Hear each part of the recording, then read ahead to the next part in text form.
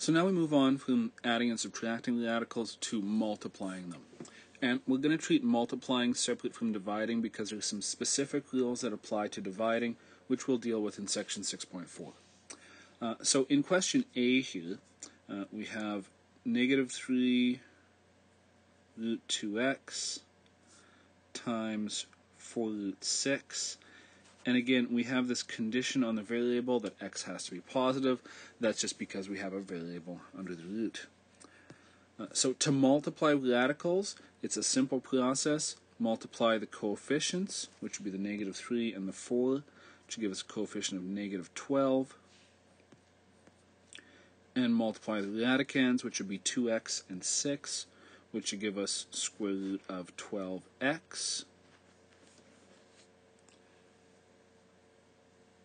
Now, it's not just that simple. There is one other thing we need to take into account, is that when we do multiply, we may end up with a radicand that isn't in fully simplest form. So we do need to break down and see if we can simplify this.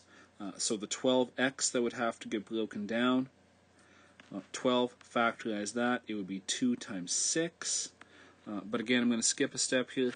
We're sitting at 6, which is 2 times 3 times the x, which we have no need to break down the exponent on since we don't have one.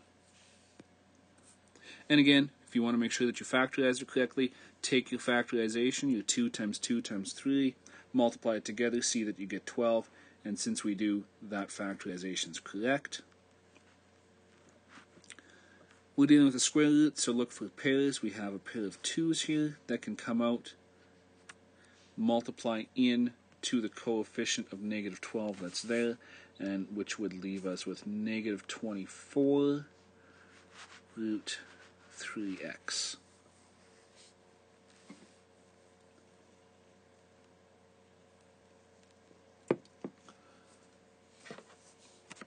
Clear the page for B.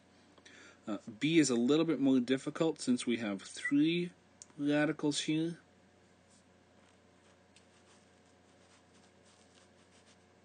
Just read out the question again. We do need to actually distribute the 7 root 3 into both terms in here.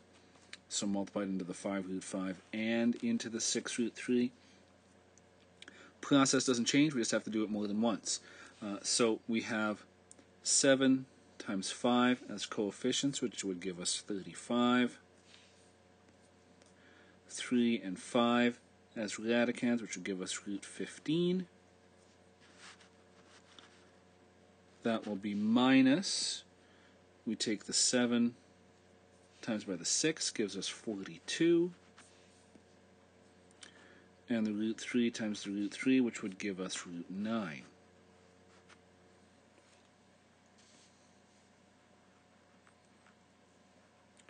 Again, we do have to look to simplify if we can. So off the side here, 35 root 15. We need to factorize the 15. It's not divisible by 2, but it is divisible by 3. 15 is 3 times 5.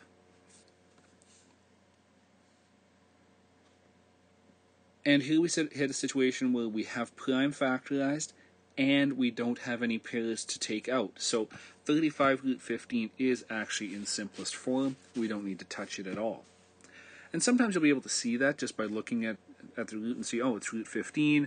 I know it's going to be 3 times 5, so it's not worth it to take the time to break it down. We'll take a look at 42 root 9, same process. 9, not divisible by 2, but it is divisible by 3.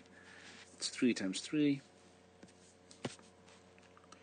Pair of 3's that we can take out, multiply into the 42. We get 126. But since we've actually taken everything from the radicand, we don't need to put the root sign down. It would look kind of weird to put 126 root like that, so we just don't. And then we can take this, put it back into the expression. So 35 root 15, which was already simplest, minus 126.